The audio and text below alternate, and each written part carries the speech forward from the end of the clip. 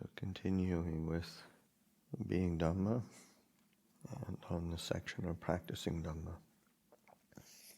When the factor of rapture arises in meditation, there is a happiness of mind that cannot be described, but one who has reached this will know it. Happiness arises, rapture, one-pointedness, discursiveness, and investigation. These 5 things come together at a single point. They have 5 distinct characteristics, but they are unified, and they are all experienced together. It's like different fruits in a basket. Although they are different, we see them together in one place. The factors of jhana, meditative absorption, come together and are experienced in the mind. To describe them is impossible. What is the joy like? How does bliss happen? What is discursiveness like? But if they are developed and experienced, they fill the mind and you will know. At this point, practice is something different. Your meditation becomes different and even strange. It's necessary to have mindfulness and clear comprehension. Don't get confused about what is going on. It is only a mental experience, a mind moment, the nature of mind displaying its potential. Don't have any doubt about these things that occur in practice. If it goes up into the air or is submerged under the ground, if it seems to be dying, never mind. Just look directly at what your state of mind is and abide with that awareness. That's all. You will have your foundation right there. With mindfulness and clear comprehension, knowing yourself in all 4 postures of standing, walking, sitting, and lying down, you are not grasping at whatever appears in your field of experience. When you are constantly aware of all that occurs, whether there is attraction or aversion, happiness or displeasure, doubt or certainty, there is investigating and knowing, getting the essence of practice and experiencing the fruit. Don't go fixating on the way things appear to be. Recognize whatever appears to the mind as merely so, merely a moment of sensation and awareness, something impermanent that arises and passes away. There is nothing more than that. There is no self or other, no essence, nothing that should be grasped. When body and mind are seen thus with wisdom, we are aware of all the old habits and patterns. Seeing the impermanence of mind and body, seeing the impermanence of the totality of all feelings of happiness and suffering, of love and hate, we realize there is only so much to them. They are merely what they are. And the mind turns. It turns away and becomes weary of it all. It becomes weary of mind and body. These things that appear and pass away and are unreliable. Wherever we may be, we see this. When the mind becomes weary, its only concern will be to find a way out. We no longer want to live as before because we see the imperfection and liabilities of the worldly way. We see the liability of this life we have been born into. With this perspective, wherever we go, we will see the facts of the impermanent, unsatisfactory, and selfless nature of phenomena. And there will be nothing we wish to get or grasp hold of. Sitting beneath a tree, we hear the teaching of the Buddha. Sitting atop a mountain, we hear the teaching of the Buddha. Sitting on a plain, we hear the teaching of the Buddha. We will see this world much more clearly. We will see body and mind more clearly. The realms of form and formlessness we will see more clearly. They become clearer in the light of impermanence, in the light of unsatisfactory nature, of the unsatisfactory nature of things, in the light of the absence of a self. Whenever we humans hold on to things as being permanent and real, suffering comes immediately. But when we realize the truth of body and mind, suffering is not born. Without attachment, there is no way for suffering to take hold. In all situations, wisdom will arise. Even seeing a tree, wisdom arises through this contemplation. Seeing plants in the fields, seeing insects, wisdom arises. they all end up at the same point to become Dhamma, the point of not being certain. This is the truth. They are things that are not permanent. In what way are they permanent?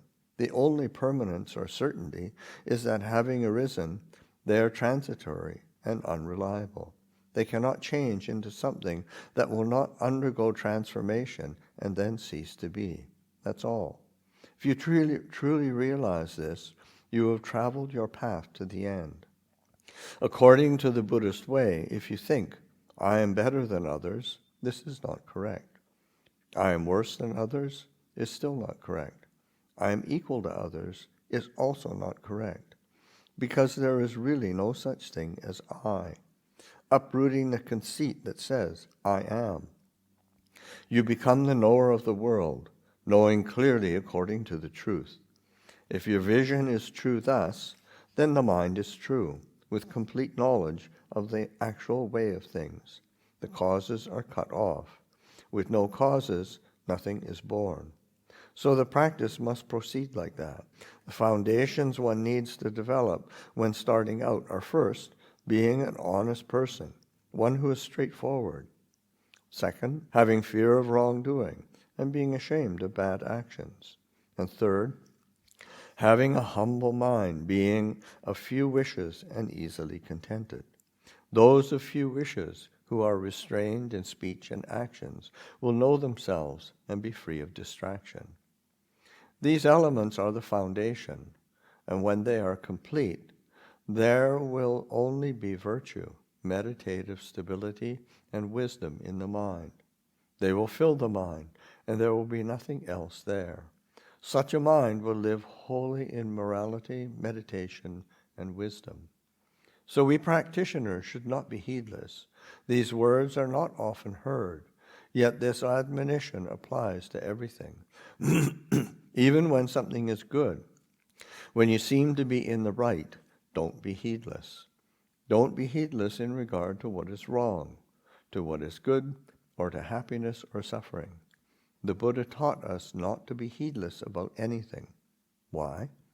Because all these things are uncertain. Relate to your own mind in this way as well. If it becomes tranquil, don't grasp that state. Just let it be.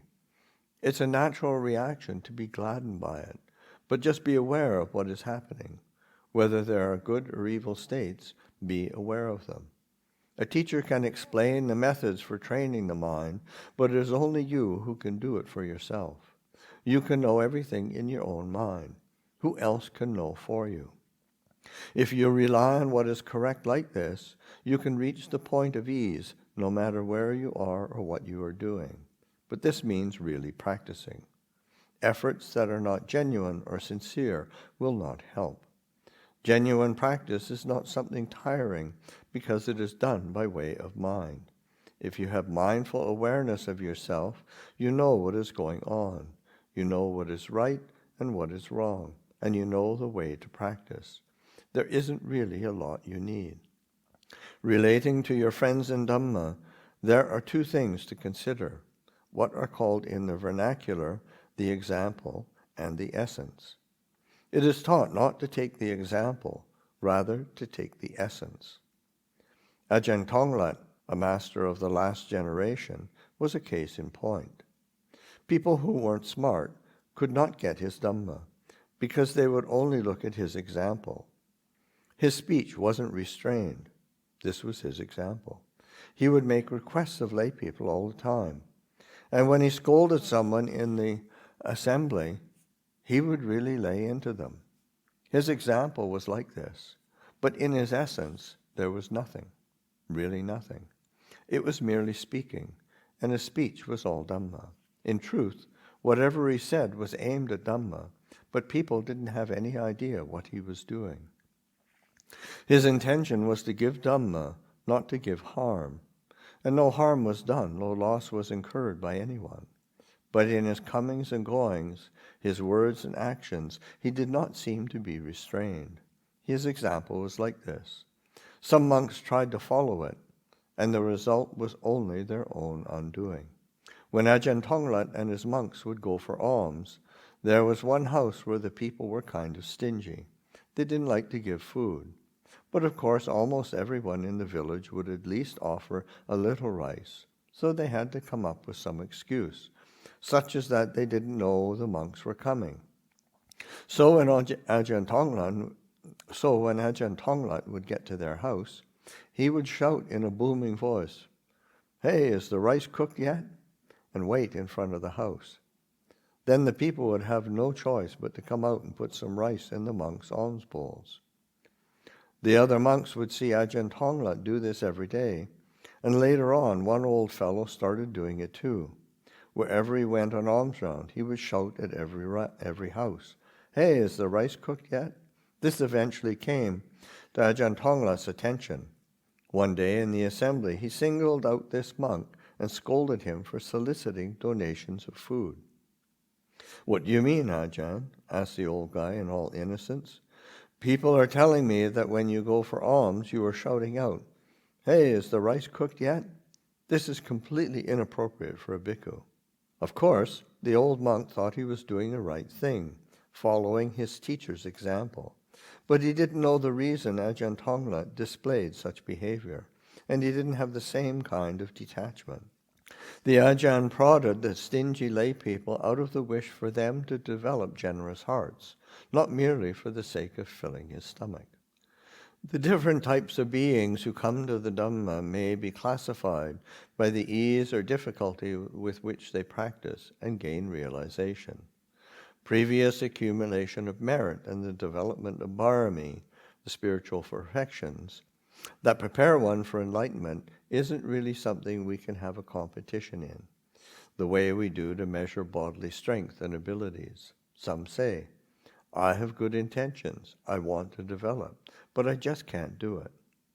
Well, you have to try to do it, push it along. For some, practice is difficult. There are obstructions and troubles in everything they do, and the realization comes ever so slowly. It means they've created only a small store of bharami in the past, so now, in the present, they have to create a lot of it. They can't just give up and turn back.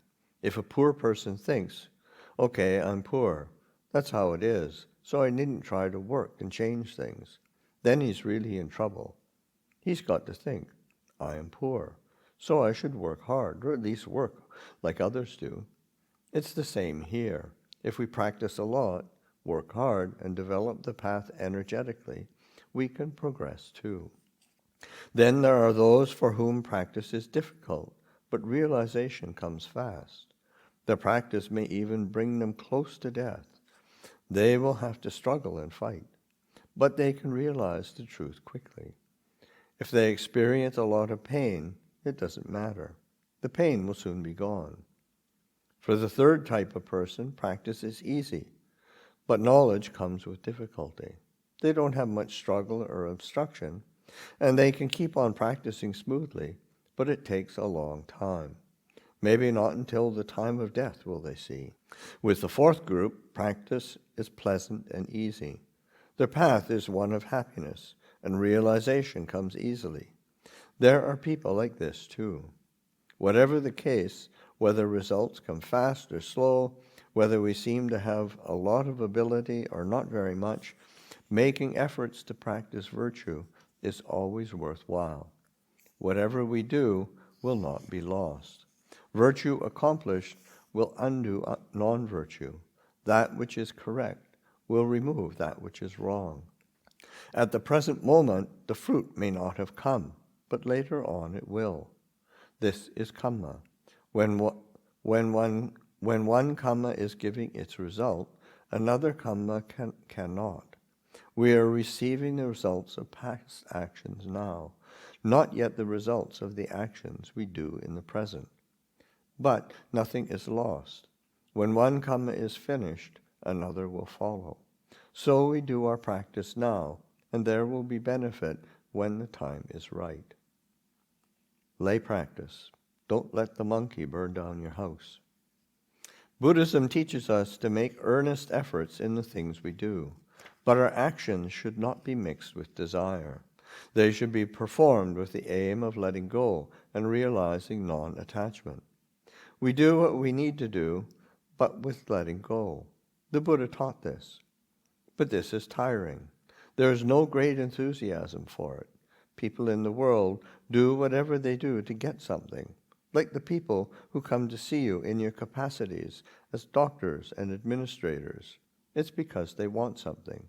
Generally, whatever is done because of a wish to get something, and attachment and clinging to things becomes a way of life. But we do our own work according to our responsibilities. If we act like this, doing work that is correct with right understanding, we can be at ease. When planting a tree, if you want to do it the right way and get fruit from it, how should you go about it in order to have a relaxed mind? You do that which is your responsibility. Getting hold of the sapling is your job. Digging the hole is your job. Planting it, fertilizing and watering it, and keeping the insects off it is your job. That's it. Stop here. How fast or slow it grows isn't your job. Let go of this part. You make the causes in planting and taking care of the tree, but you don't think, when will it be fully grown? When will there be fruit? That isn't your business. It's the plant's. If you think, I've watered it and all the rest, now how can I force it to grow faster? That won't help. It isn't your responsibility. But there's a connection. If you've done your work properly, the tree is bound to grow according to nature. If you think like this, you'll be okay. If you want it to grow in a day or two after all your hard work, that's mistaken. There's no happiness that way. Don't think about it too much at this point. It's a matter of making causes. If the causes are good, the result is bound to be good, because all things are born of causes. We have our duties, so we do them to the full, but we act without attachment, taking care of our own responsibilities. If we try to take care of the tree's responsibilities, we will get upset. The important thing is to make the causes good. Then the result will be good. If we think like this, there will be lightness of mind. Otherwise, we are doing the other's work. Watching the tree today, going back to watch it tomorrow, trying to see it grow. This is called right livelihood, but there are lots of ordinary things that will bother us. Insects pester the person taking care of the tree and upset him. When there are a lot of tasks and a lot of people, there can be many issues, friction between people and so forth, to trouble our minds when we are trying to do our best. This is normal. For example, blame and praise are paired judgments. Without criticism, there is no praise, and without praise, there is no criticism. We have to be able to contend with both. We should realize that these things are helping us, waking us. That's all they are, wake-up calls. But we don't see it like that. If someone disparages us, we are immediately angry and heavy-hearted. And if we are praised, we give a sigh of contentment. It is like this. We don't realize that they're a pair. We can do our work well now, but before we didn't know how to do things right. One comes from the other. From knowing what is wrong, we come to know what is right. This is really very natural. If we have such understanding, then letting go will follow. This is something for all of you to make efforts at, to think about and practice. The Buddha taught that certain actions are good, but a few people will practice, while others have no interest or knowledge and behave in contrary ways. This might disturb you. You should just view it as the way things are in this world. It has to be like this. Now, when people criticize or slander us, we can't bear it. Yet soon enough it will happen again. If there is praise, there will be blame. They are a pair. Understanding this, we come back to resolve them. We cannot have only one. That's impossible. They occur continuously in this life. They are obstacles we must face. When we work, we have to experience obstacles. If there are no obstacles, there is no suffering. If there is no suffering, we don't think about things. Isn't that so? Thus the Buddha spoke of the truth of suffering. If you think according to Dhamma, you can come to have ease of mind, gradually teaching yourselves. Think about this a little. You plant a mango tree with the desire to get fruit, but will every single mango be edible? When you're enjoying ripe mangoes, do you ever consider how many were lost or rejected? If you get discouraged by considering this, you might not want to plant the trees in the first place. Many of the mangoes fall and rot before they are ripe. Others never ripen well, so what's the use? Well, it's like this. Some fall and some you will have to throw away, but you plant and take care of the trees. You can eat mangoes today just because it is like this. If you think, who wants to plant fruit trees when the mangoes just fall off prematurely? You won't be eating any mangoes. You have to keep coming back to look for the cause of things. But you live in a nice, comfortable place, so you won't feel like doing this.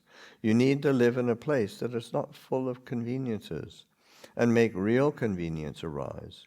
In truth, if you practice correctly, there will always be a way. When people slander you, you'll be able to bear it.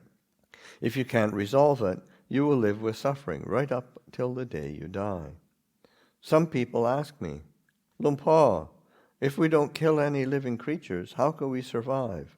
If we stop killing mosquitoes, they will bite us. Hey, how many years have you been killing mosquitoes? I've been doing that since I was a child. Well, are the mosquitoes all gone yet? Even if you spend this whole lifetime sitting here killing mosquitoes, they won't be finished. If the mosquitoes won't stop, it's better for you to stop trying to kill them. Then there won't be anything. If you want to keep on struggling and competing, you will always be losing. The way of the animal realm is that when they sense a source of food, they go to feed. They don't see things the way people do. So let's elevate our minds above the level of animals. If we want to play with the mosquitoes like this, we are always losing. I'm just saying these things for you to think about. If you want to kill, go ahead and kill. But you won't make an end of mosquitoes, I guarantee it. If you want to contend with something that can't be finished, when can you reach an end of it? Killing mosquitoes won't make an end of mosquitoes. In a place that has mosquitoes, such as Thailand, I recommend that since they won't cease and desist, we should do so. Then it's finished. Escape in this way. What will we do if we can't kill mosquitoes? We might think that the Buddha's teaching is too refined, telling us not to kill mosquitoes. What use are mosquitoes? Right, that's our thinking. If we could know the feelings of mosquitoes, they might be saying, what use are humans? So what should we do? I'm just speaking off the top of my head, but we have to think things through, back and forth, and we can come to understand better. What use are mosquitoes? They just come to drink our blood. This is their use. They have to seek their food. If we build a house for ourselves, really it is not only our house. Lizards come to stay. Mice come to live here. They don't know whose house it is. They only see it as a place of shelter, so they come to live here. Then we get angry. Hey, the mice are biting my pillows and mats. The mice don't know anything about it. They see some usefulness in doing that. They can make a nest, a place for their young. That's just their way. They aren't trying to steal anything from us. If we have wisdom beyond the animal level, we will take care of ourselves and gain some understanding. There will be no problem. Dhamma should get to the root of things like this. I think I'll leave it there. Yes? Lumpur, how does one give rise to right intention, but not in a theoretical way, but in a real way? What was that? How does one give rise to right intention? Yes. But not in a theoretical way, like remembering some book, but in a real way in the mind. Well, I think it's always, that's the, the basis of the Buddha is pointing to suffering. That sense of, because there's right intention comes from our right motivation.